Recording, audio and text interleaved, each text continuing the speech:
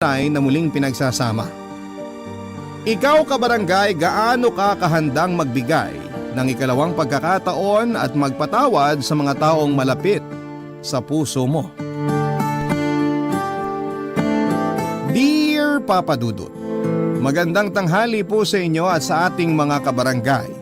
Itago niyo na lamang po ako sa pangalang Cha, 16 years old at taga Laguna. Avid listener na po ako ng Barangay Love Stories at umaasa po ako na sana ay mapansin ninyo ang kwento ng buhay ko na ipinadala ko sa inyong programa. At thank you in advance sakaling mapili po ninyong e-ere sa radyo. Gusto ko lamang po sanang i-share ang mga pinagdaanan namin ng Nanay Marico sa buhay. Alam ko po na lahat naman tayo ay may mga malulungkot at masasakit na nakaraan. Lagi pong sinasabi sa akin ng nanay ko na balang araw lahat ng yon ay magiging alaala na lamang at darating din po ang sandali na mapapalitan nyo ng kaligayahan. Hindi ko pa po naiintindihan noon kung ano ang ibig niyang sabihin. Pero hindi tumigil ang nanay ko sa pagpapaalala sa akin na kahit mahirap ang buhay naming dalawa, umaasa pa rin kami na magiging maayos ang lahat.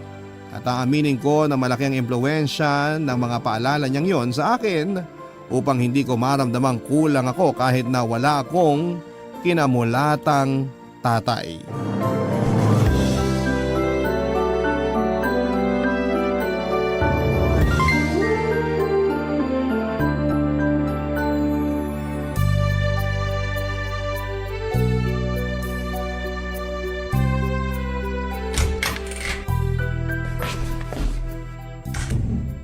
Nay, nandito na po ako.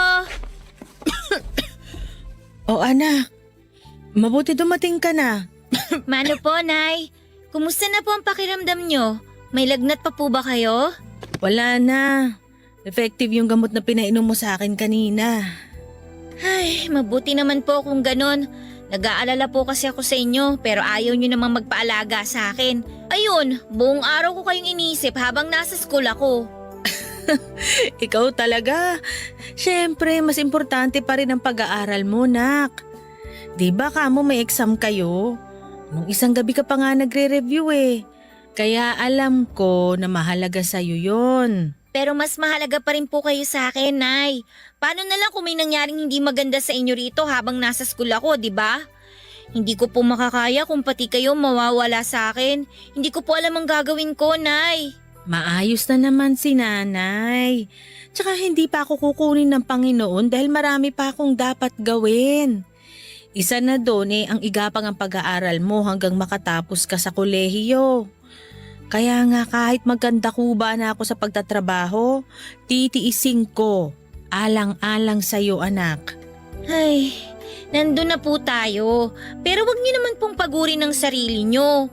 Balita ko, hindi kayo kumakain sa tamang oras tapos nagpapatuyo rin kayo ng pawis sa likod.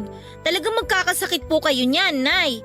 Wala po ako lagi sa tabi niyo para paalalahanan kayo ng mga bagay na sinasabi niyo rin sa akin. Oo, tingnan mo tong batang to. Biglang ako naman ang pinagalitan. Hindi po ako nagagalit. Nagpapaalala lang po ako. Hindi ba sabi nyo, kahit alam na natin ang isang bagay, importante pa rin na may nagpapaalala sa atin? Kaya nga kahit nanay ko kayo at anak nyo ko, hindi po ako magsasawa o mapapagod na magsabi sa inyo, nanay. Mahal na mahal ko po kayo. Tsaka ayoko may mangyaring masama sa nag-iisa kong magulang. Nakakataba naman ang puso na marinig yung mga salitang yan mula sa'yo, nak. Napakaswerte ko kasi dumating ka sa buhay ko. Kung wala ka, sigurado nabaliw na ang nanay. Nay naman eh. Siyempre, mahirap na nga ang buhay tapos mag-isa pa ako. Ako rin naman po, masisiraan po ako ng ulo kapag nawala kayo. Kaya please lang po, sa susunod makikinig na kayo sa akin para hindi na rin kayo nagkakasakit. Baka po nakakalimutan nyo, nagkakaedad na po kayo. Naku, hindi ko naman nakakalimutan na tumatanda na ang nanay mo. Hindi pa naman ako ulyanin. Saka huwag ka nang masyadong mag-alala. Tatandaan ko na ang mga sinabi mo, promise yan. Sige, Nay. Noted po yan, ha? Ay, o nga pala, Nay. May dala po akong pagkain. Birthday kasi ng kaklase ko, tapos pinapunta ako sa bahay nila. Pinagbalot din po ako ng handa.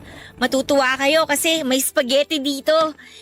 Sandali lang po maghahain lang po ako. Naku, mukhang mapaparami ang kain ko nito. Tama po yun, Nay. Bumawi po kayo ng kain para lumakas po kayo kaagad.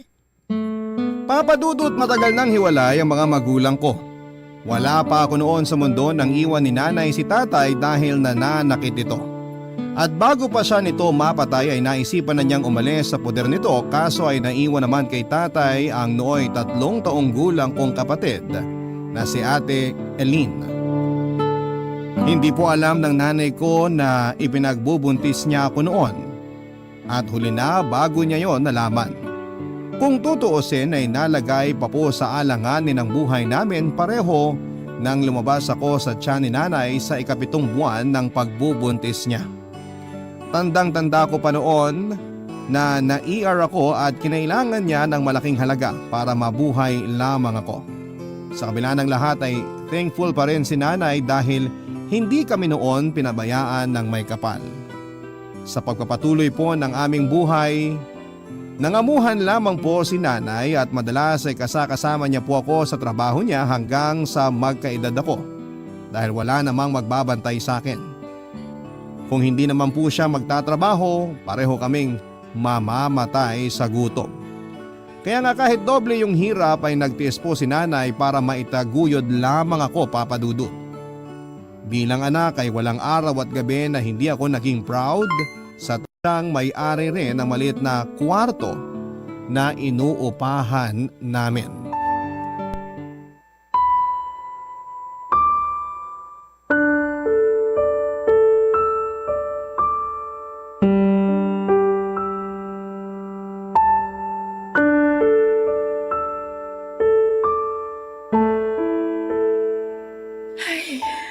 Nay, kanina pa po kayo malungkot at nag-aalala dyan. Ano po ba kasing nangyari? Kasi naman, narinig ko ang mga kamag-anak ng namatay kong amo na sila na raw ang mamamalakad nitong tinitirhan natin, nak. Naku, natatakot lang ako dahil baka paalisin nila tayo. Bakit naman po nila tayo paaalisin, Nay? Wala naman po tayong ginagawa sa kanila. Tsaka yung amo niyo po yung nagpatira sa atin dito sa paupahan niya. Nandun na tayo. Pero noon yun, nung nabubuhay pa siya. Ay, anak, alam mo naman na sumasala tayo sa pag-aabot ng bayad natin ng renta rito, di ba? Pero pinagpapaumanhinan lang tayo nang namatay kong amo dahil naaawa siya sa ating magnanay. Kaso ngayon na wala na siya, baka paalisin na rin tayo rito dahil hindi tayo regular na nakakapagbayad ng renta. Hindi naman po siguro nila gagawin yun, Nay. Alam naman nila na mahirap pa tayo sa daga, tapos papaalisin pa nila tayo dito. Tsaka ngayon lang naman po tayo hindi regular na nakakapag-abot dahil nagkasakit nga po kayo, tsaka hindi po nakakapasok sa trabaho. Sana nga mapagpasensya nila ang sitwasyon natin. Nagsisikap naman tayo sa buhay na balang araw makakaahon din tayo sa hirap, nak. Kaya nga po, Nating dalawa. Pero bata ka pa. Hindi mo dapat masyadong pinoproblema ang mangyayari sa hinaharap. Ang pag-aaral mo ang dapat na inaatupag mo. Pasensya ka na kung nakapagsasabi ako ng mga hinaing ko at pangamba. Pero hindi ibig sabihin nun ipoproblemahin mo na rin ang mga bagay-bagay na dapat ako ang nag-aalala. kung sosolohin niyo po ang problema at pag-aalala, mahihirapan po kayo, Nay. Kahit bata pa po ako, may muwang na po ako sa mundo. Alam ko po kapag malungkot kayo o may masakit sa inyo, pwede niyo pong sabihin sa akin ang mga kinakatakot niyo. Wala man po ako magagawa sa ngayon, at least gumaan po yung pakiramdam niyo. Alam mo, nak, tama ka. Medyo nawala nga ang pag-aalala sa dibdib ko kasi nakwento ko na sa'yo. Kita nyo? Sabi sa inyo, kausapin nyo lang po ako eh. Kaya, Nay, wag na po kayo masyadong mag-alala ha, dahil hindi po mangyayari ang kinatatakutan nyo. Hindi po tayo mapapaalis sa tinitira natin kasi makakapagbayad naman po tayo sa mga utang natin. Tama yun. Bukas na bukas makikipag-usap ako sa kanila. Tapos mas dodoblehin ko pa ang sipag ko sa pagtatrabaho para madagdagan ang kita ko. Pero wag po kayo masyadong magpapagod, Nay ha. Aba, oo naman. Alam kong magagalit ka sa akin kapag nagkasakit uli ako. Hindi po, Nay. Magagalit lang po ako kapag pinabayaan yung sarili nyo. Papa Dudut, maswerte si nanay dahil nakakatagpo siya ng mga taong may mabubuting puso na siyang kinakasangkapan ng Diyos para mapadali ang aming buhay. At isa na nga po doon ang amo niya na nagpatuloy din sa amin sa paupahang bahay nito para aming tuluyan. Kaya lang matapos nga po nitong mamatay ay nagkaroon ng pagkakataon ng mga kamag-anak niya na angkinin ang properties niya. Kasama na po doon ang mga paupahan niya. At ang unang ginawa ng mga kamag-anak niya ay paalisin kami. Ang totoo ay hirap po kaming makabayad ng renta ni nanay kaya pinag-initan nila kami at sinabi sa amin na hindi sila ampunan.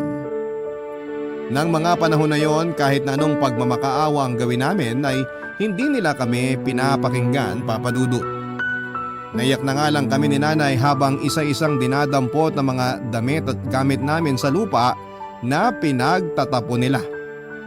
Akala ko po talaga ay matutulog kami ni nanay sa kalsada ng gabing yon, pero mabuti na lamang dahil tinulungan kami ng kaibigan ng namatay na amo ni nanay na nakilala niya matapos nitong umattend sa burol noon.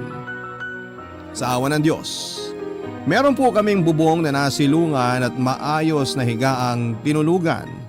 Matapos kami nitong patuluyin at kupkupin sa bahay niya, Papa Dudut. Barangay Love Stories. Barangay Love Stories. Papa Dudut, bukod sa pagpapatuloy sa amin ng kaibigan ng dating amo ni nanay sa bahay nila, ay binigyan din po niya ng trabaho si nanay sa pamamagitan ng pagbabantay sa tindahan niya.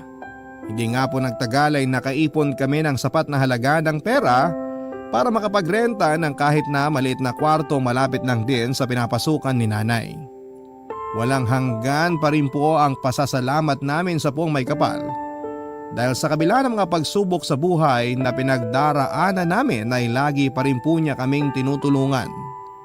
Kung kami lang kasi ni nanay ay siguradong baka nasiraan na kami ng ulo dahil sa sobrang hirap. Nagsumika po si nanay sa pagtatrabaho para matustusan ang pag-aaral ko at pagkain namin sa pang-araw-araw, Papa Dudut.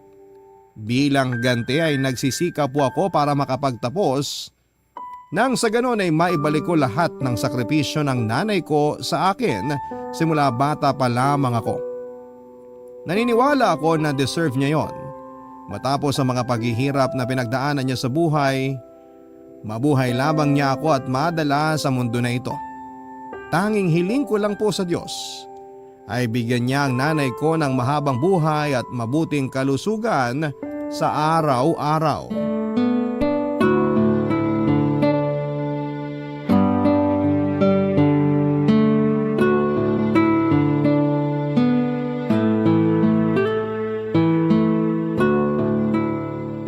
Nak, napakaswerte pa rin natin kasi meron pa ring mga tao na kinakasangkapan ng Panginoon para tulungan tayo, no? Opo, Nay. Naniniwala po ako na merong Diyos na tutulong sa atin, lalo kapag kailangan natin siya. Pero hindi ko pa rin po mapigilang mapaisip Tungkol saan naman, Nak? kung bakit po merong mga masasamang tao.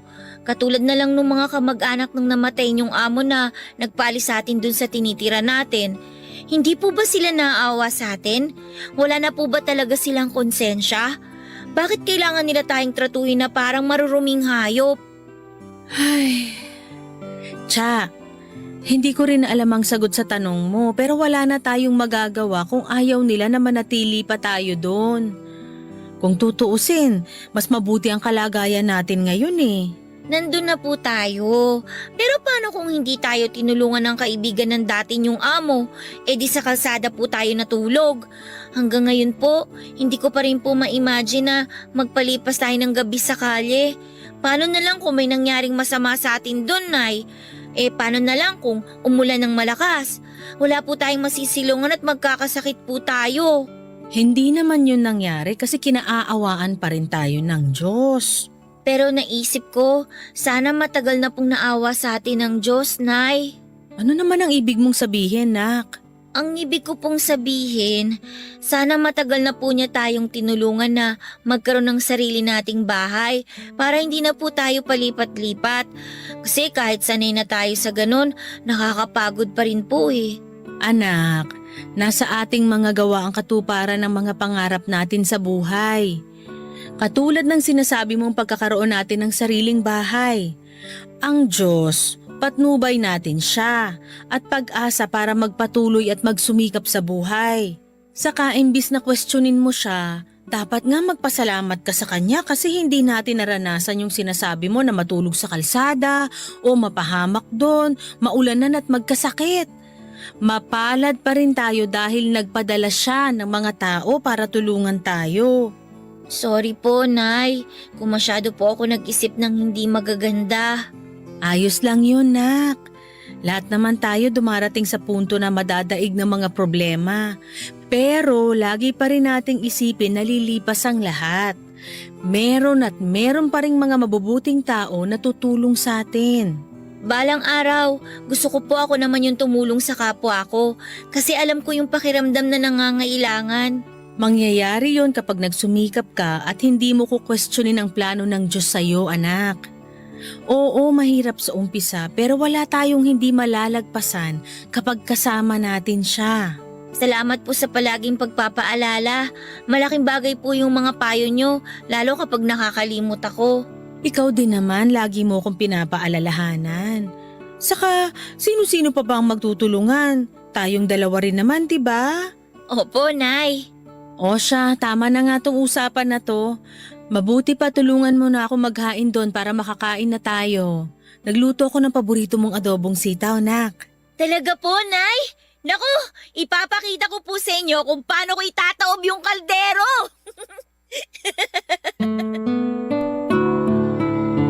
Papadudot naniniwala pa rin po ako na likas na mabuti ang bawat nilalang ng Diyos. Kasi kahit mas marami yung mga masasama at malulungkot na balita sa telebisyon at social media, ay meron pa rin pong iilan na mababait at pilit na nagpapakabuti. Pero minsan kahit na anong pangaral sa akin ni nanay na lahat ng tao ay ganon o kahit papaano ay merong kabutihan sa puso, ay hindi ko po yun may apply sa sarili kong ama. Bata pa lamang ay lagi ko nang iniisip na masama siya. Kasi kung totoong mabait siya ay hindi niya hahayaang masira ang aming pamilya. Kung totoong mahal niya si nanay ay hindi niya ito paulit-ulit na sasaktan.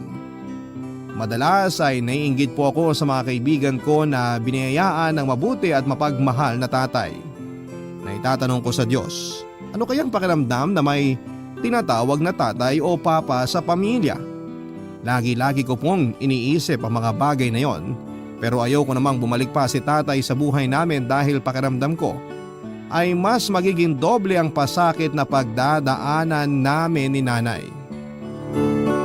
Kaya lang ay mapagbiro ang kapalaran dahil isang araw ay bigla ko na lamang naabutan sa inuupahan namin ni nanay ang tatay ko, Papa Dudut.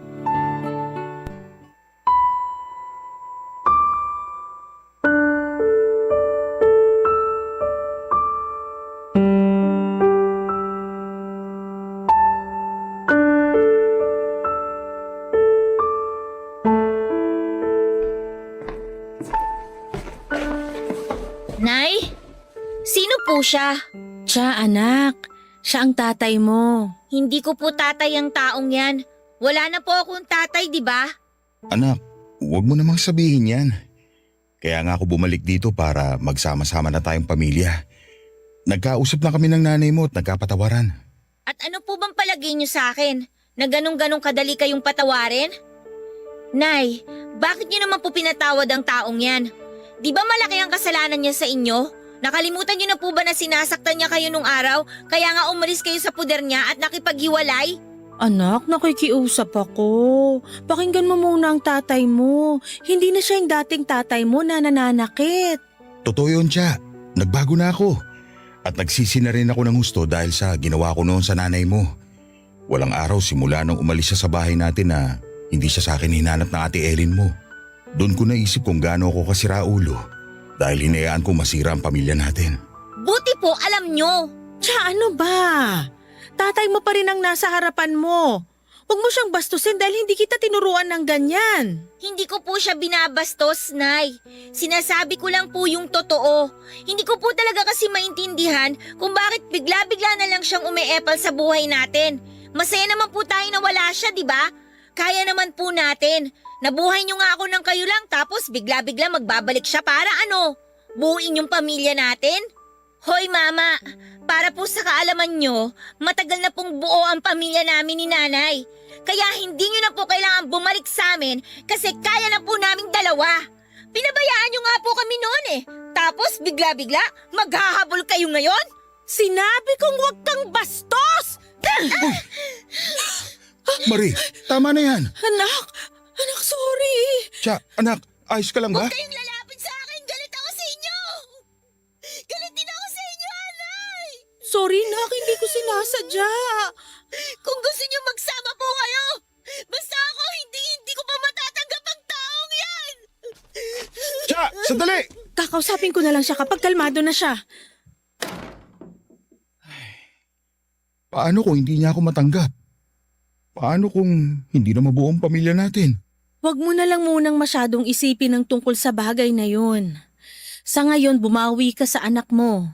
Iparamdam mo sa kanya na nagsisisi ka na sa ginawa mo at desidido ka na mabuo ang pamilya natin uli. Papa Dudut, sabihin niyo na po na masama akong anak dahil sa naging asal ko at pananalita sa tatay ko. Pero masisisi niyo ba ako? Buong buhay ko ay wala akong itinuring na ama tapos ay bigla-bigla na lamang na walang pasabi na magbabalik siya sa buhay namin ang nanay ko. Kung nasikmura siya ng nanay ko na patuloyin sa pamamahay namin, kausapin at ituring na parang bisita, pues ako po ay hindi. Ni ayaw ko nga siyang tignan sa mga mata at ayaw kong pakinggan ang mga sinasabi at pakiusap niya. Alam ko na may magsasabi dyan na tatay ko pa rin siya kahit pagbali-balik ta rin kuman ang mundo. Oo, nando na tayo sa hindi mawawala na magkadugo kami at siya ang dahilan, Papa Dudut, kung bakit ako nabubuhay ngayon. Pero ng mga panahon na yon ay nagbingi-bingihan po ako, Papa Dudut. Meron pa rin naman akong karapatang magalit sa kanya dahil sa mga pinaggagawa niya noon kay nanay. At meron pa rin akong karapatang kamuhian siya ng paulit-ulit kahit na sabihin niyang nagbagong buhay na siya. Barangay Love Stories. Barangay Love Stories. Nanay ko, Papa Dudut. Siya na nga itong ginawa ng masama ng tatay ko ay siya pa rin ang unang tumanggap at nagpatawad dito. Nang mga panahon na yon ay aaminin ko na kahit siya ay kinaiinisan ko. Hindi ko po kasi maintindihan kung bakit napaka-rupok niya. Hindi ko naman siya pinagbabawalang mag-asawang muli kung gugustuhin niya pero parang ang hirap tanggapin ang plano niyang pakikipag-ugnayan sa tatay ko. Malakas po ang paniniwala ko na nagbalik lamang si tatay sa buhay namin ni nanay para saktan lamang siya ng gusto. Marami po akong tanong noon, Papa Dudut.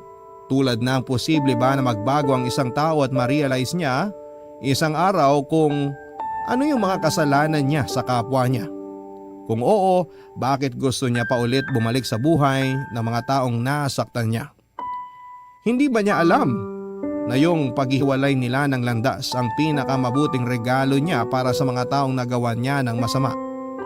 Yun po ang eksaktong damdamin ko ng panahon na yon tungkol sa pagbabalik ni tatay sa buhay namin. At kahit na nga sabik na sabik akong mabuo ang pamilya namin kasama ang ate ko ay hindi mawala-wala ang takot sa puso ko na baka sa umpisa lamang masaya, tapos mas masakit pala sa dulo.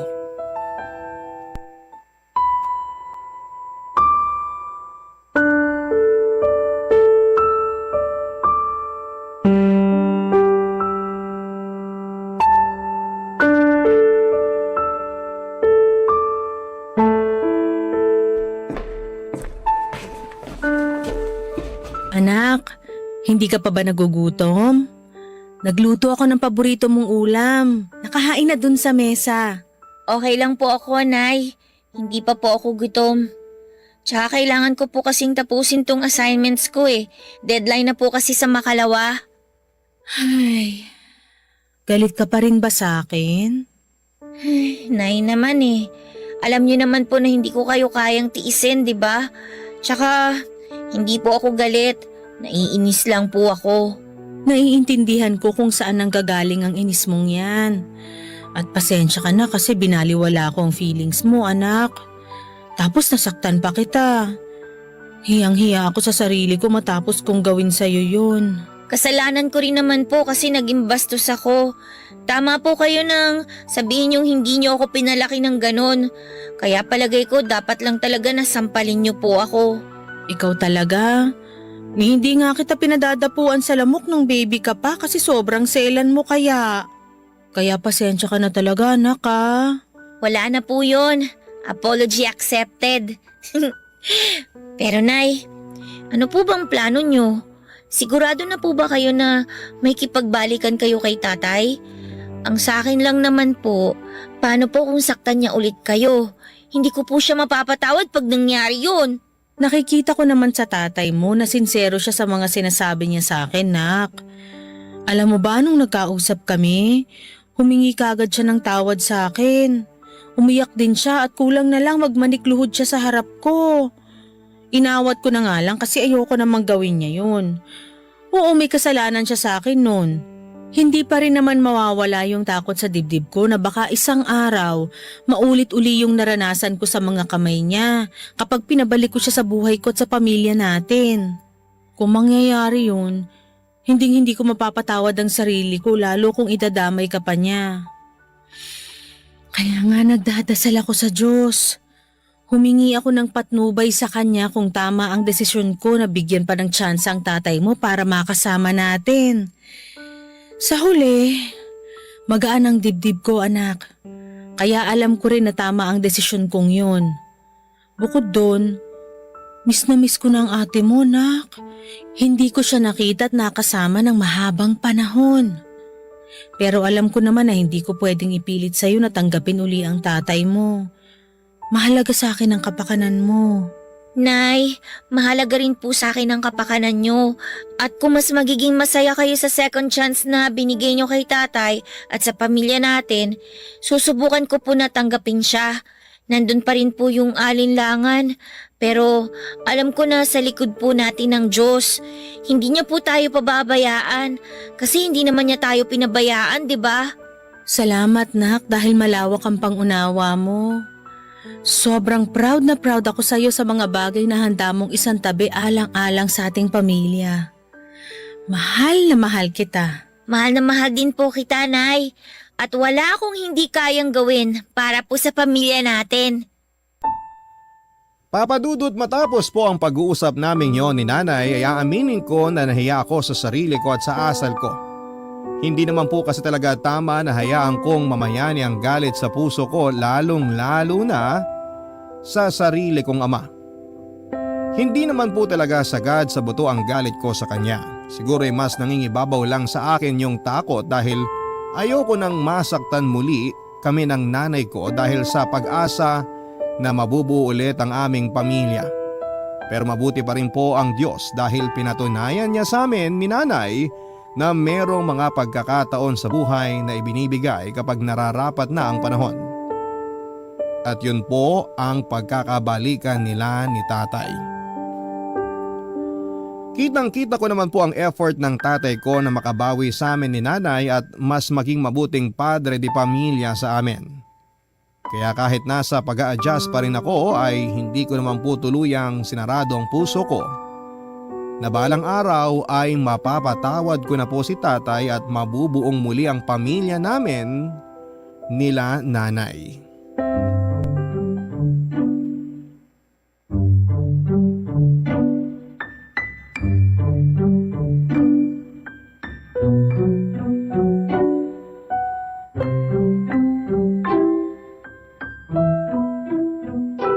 Mahal, sinuot ba ng anak natin yung bestidong binili ko? Oo. Alam mo, tuwang-tuwa nga si Cha nung binigay ko. Sabi ko galing sa'yo.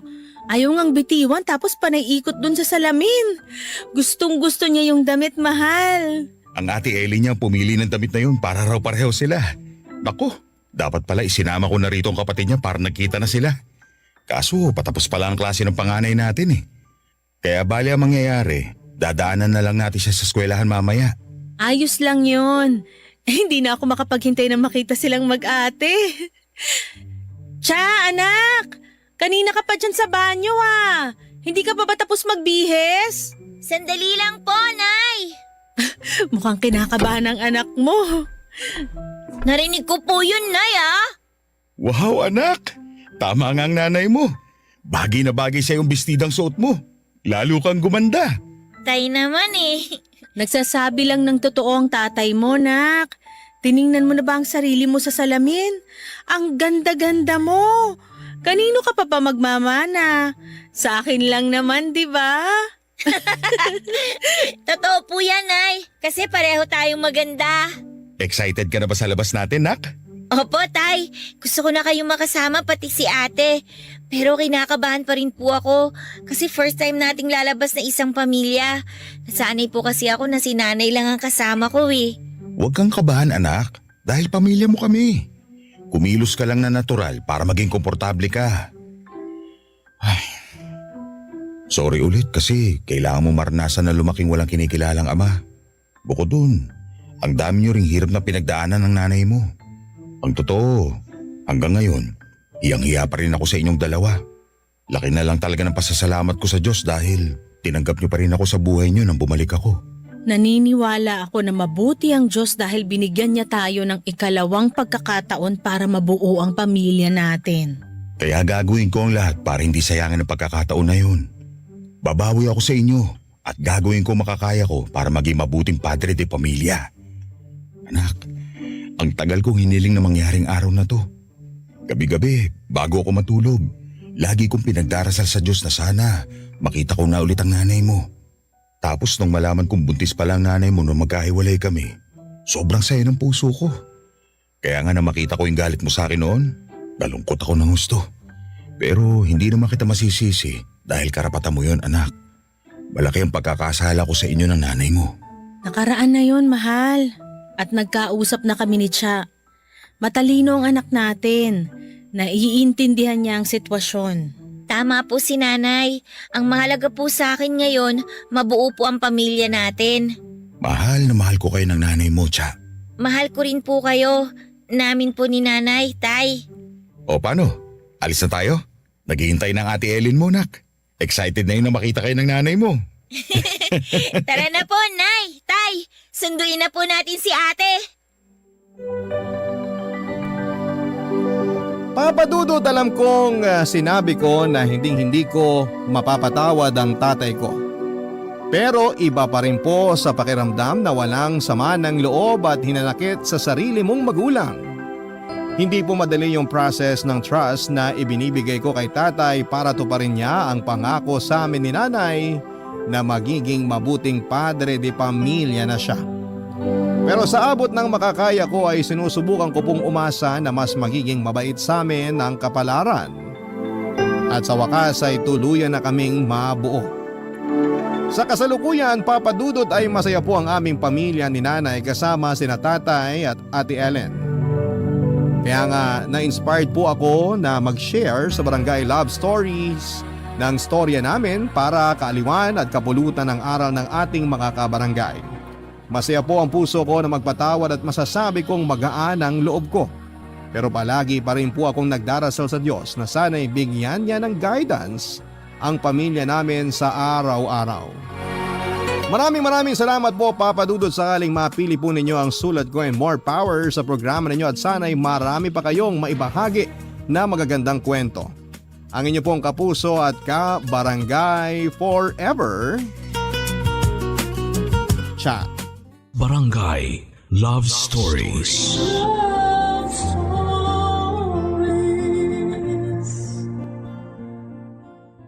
Barangay LS 97.1. 97.1. Number 1. Forever.